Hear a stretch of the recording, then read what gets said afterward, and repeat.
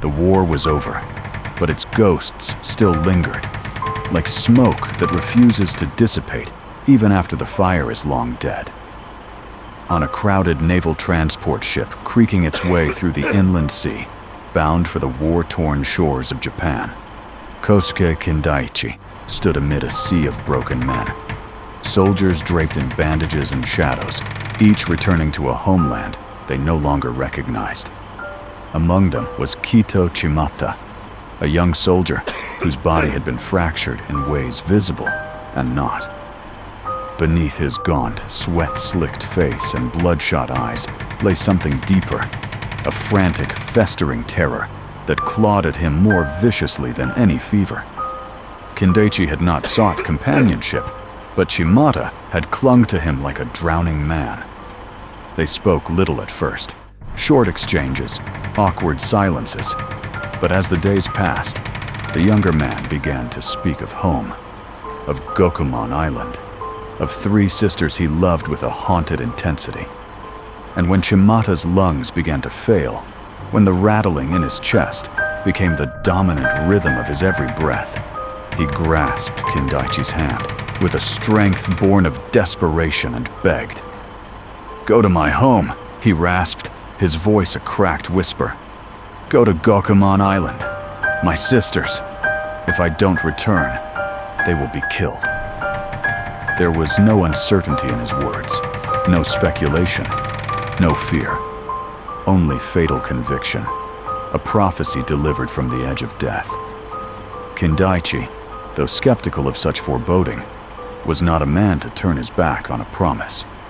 He gave his word, sealing the vow with a nod as Chimata's fingers slackened and his body grew still. And so, Kindaichi went. Gokumonto, the prison gate island. Its very name suggested inescapable dread, a place where mercy was a foreign concept. It rose from the sea like a jagged wound, remote, wind-blasted, and scarred by centuries of suspicion. It had once been a haven for pirates, and even now, it retained the hard, defensive posture of a place always expecting violence. Outsiders were not welcome here. The villagers spoke in hushed tones and watched strangers as if expecting betrayal. At the center of this isolated world stood the Kito clan, ancient, wealthy, and cruelly proud. For generations, they had ruled Gokumon Island with feudal authority, their word law, their bloodline sacred. Their only rivals were the Honda family, locked in an ancient stalemate of resentment and power. Into this powder keg of tradition and tension walked Kindaichi, not as a detective, not yet, but as a messenger of death. He arrived to deliver the news of Chimata's passing, but what he found was not mourning. What he found was rot. A suffocating atmosphere of secrets, paranoia, and a dread that seemed to soak the very stones of the Kito estate. He had come to prevent a tragedy. What he didn't yet understand was that the tragedy had already begun. Its script written long before he set foot on that cursed rock. And as he stepped into the shadows of Gokumon Island, he could feel, with growing certainty, that he was being drawn into a story whose ending had already been decided, with blood and poetry as its ink. The Kito clan's ancestral home loomed above the village like a brooding fortress, half swallowed by moss and memory. It was a place where the walls themselves seemed to listen, where every sliding paper door whispered secrets. Here, Kindaichi was introduced to the living relic who ruled this crumbling dominion, Kito Kamen. Kamen was a man who seemed carved from stone, gaunt, severe, and barely alive, yet exuding a force that cowed all around him. His obsession with the Kito bloodline was absolute. Purity was not a virtue to him, it was a gospel. Every word he spoke carried the weight of decree, and those around him obeyed as though he were an emperor. Even dying, he dominated every room. And then, the sisters, Tsukiyo, Yukie, and Hanako. The final pieces in this morbid puzzle. They were beautiful in the way porcelain dolls are beautiful. Delicate, lifeless, and trapped behind glass. They moved with an eerie grace through the mansion's dim corridors, their eyes distant, their smiles too still. It was immediately clear to Kindaichi what Chimata had seen. They were too innocent, too trusting, too detached from the silent storm gathering around them. Chimata had not imagined the danger. He had foreseen it.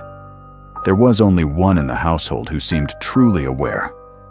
Kito Sanai, a cousin of the family, sharp-eyed and quietly rebellious, met Kindaichi with suspicion, but grew to become a reluctant confidant. Her presence offered a thin line of sanity in a house unraveling at the seams. And then there was Ushitaro, a distant relation and a man shunned by all.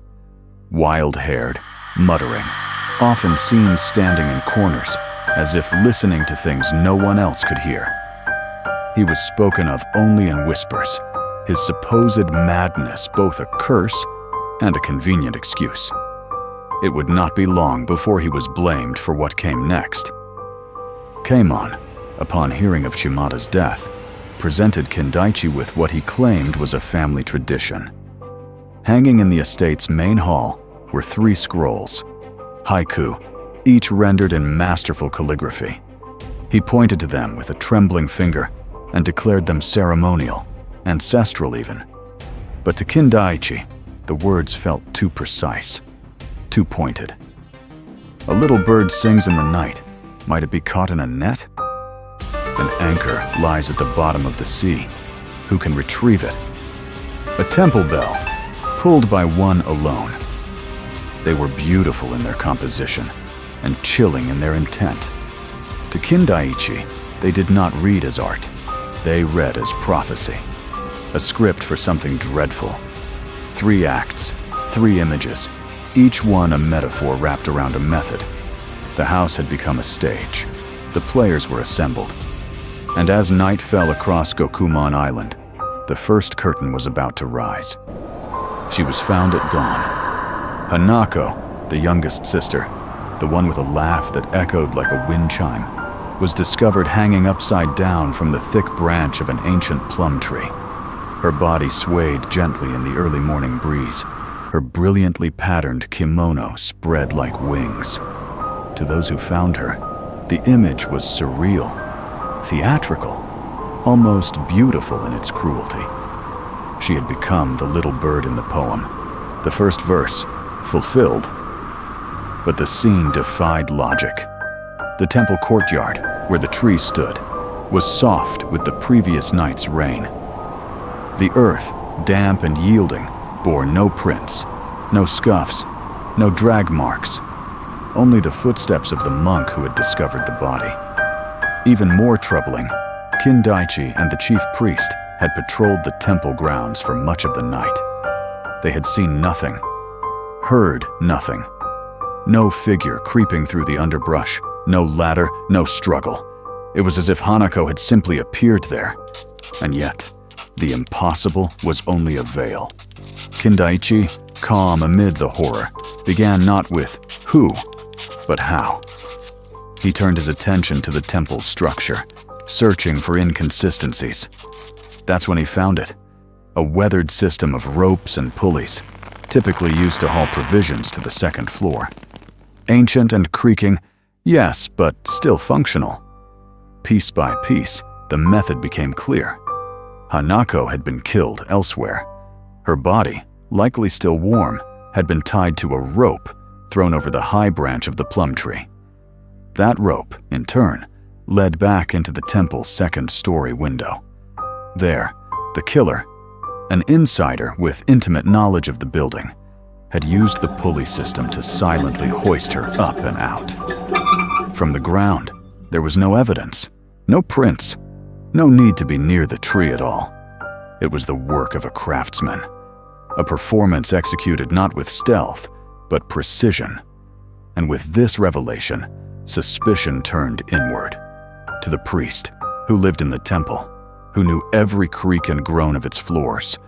The killer had begun the show with a flourish, and Kindaichi, now fully engaged, had become its unwilling critic. The next death came with the sea. Yuki, the quiet middle sister, had vanished. A frantic search rippled across the island, villagers spreading into forests and cliffs, calling her name with growing dread. It was 2 days later that a fishing boat returned with an unusual catch. Their nets, normally used to haul squid, had snagged something heavy, so heavy the crew had to strain their winch to lift it. When the tangle breached the surface, the water ran red. Yuki's body emerged, bound by her ankle to a massive, rusted ship's anchor. Her eyes stared skyward, unseeing, her mouth frozen in a silent scream. The second haiku had been fulfilled, the anchor at the bottom of the sea. Again, the murder seemed impossible. The anchor alone weighed hundreds of pounds. No single person could have lifted it, carried it to a boat, and tied it to a body. The police, baffled and desperate for an answer, suggested a group of killers, perhaps conspirators acting under cover of darkness. But Kindaichi dismissed that. He knew it was a lone act, and that meant it had to be mechanically possible. His investigation led him to the fisherman's docks, where the answer revealed itself. Every fishing boat on Gokumon Island was outfitted with a hand-cranked winch, tools of trade used daily to lift nets teeming with the weight of the sea. To a fisherman, manipulating hundreds of pounds was second nature. Yuki had not been carried or dragged. She had been winched. The killer had coaxed her onto a boat, perhaps with trust or trickery. After killing her and binding her to the anchor already on board, they had sailed into deeper waters. There, the body and anchor were dropped together with mechanical ease, slipping silently beneath the waves. Another death disguised as magic, but rooted in the practical. A murder born not of strength, but of vocation. The killer was not just clever, they were one of the island's own. A fisherman, a neighbor, a friend. Only Tsukio remained. She was placed under guard, her room locked, her meals watched. But it wasn't enough. One morning, her bed was empty. No signs of struggle. No sounds had been heard in the night.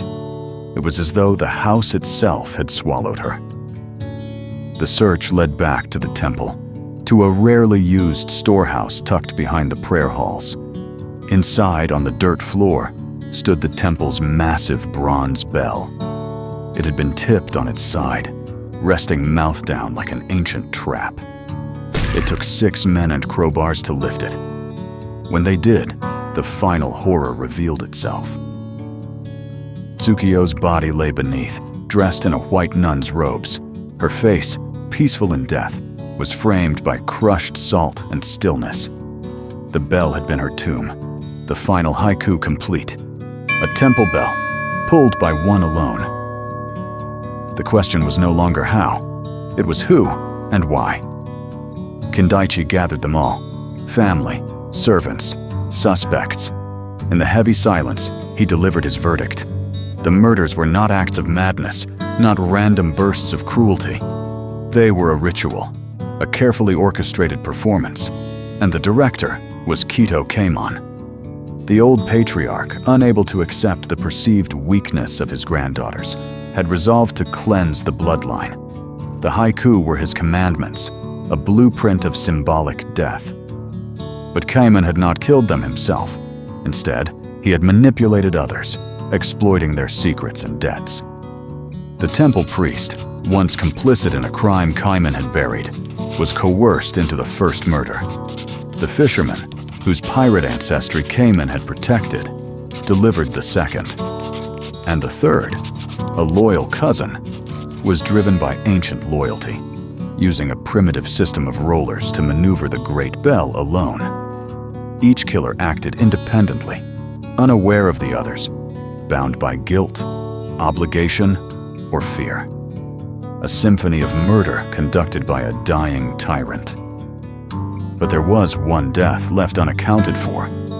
Ushitaro, the madman, was found dead days later, His death had no poem, no ceremony. Kindaichi, digging deeper, found the truth. Ushitaro had not been killed by Kaimon's design. He had been killed by Sanai, the intelligent cousin, the reluctant ally. She had discovered the truth, and in her grief, her rage, her helpless fury, she had struck out. Believing Ushitaro complicit, or perhaps just needing someone to blame, she silenced him. One final act in a tragedy overflowing with them. Kindaichi confronted Kaimon in his bedchamber, expecting remorse. He found none. The old man, hollow-eyed and wheezing, spoke of honor, of blood, of duty. He died unrepentant. As Kindaichi left Gokumon Island behind, its cliffs receding into fog, he carried more than the memory of his fallen friend. He carried the knowledge that the worst monsters are not those who hide in shadows, but those who believe themselves just, whose warped ideals cloak atrocities in righteousness. On Prison Gate Island, poetry had become prophecy, and prophecy, murder.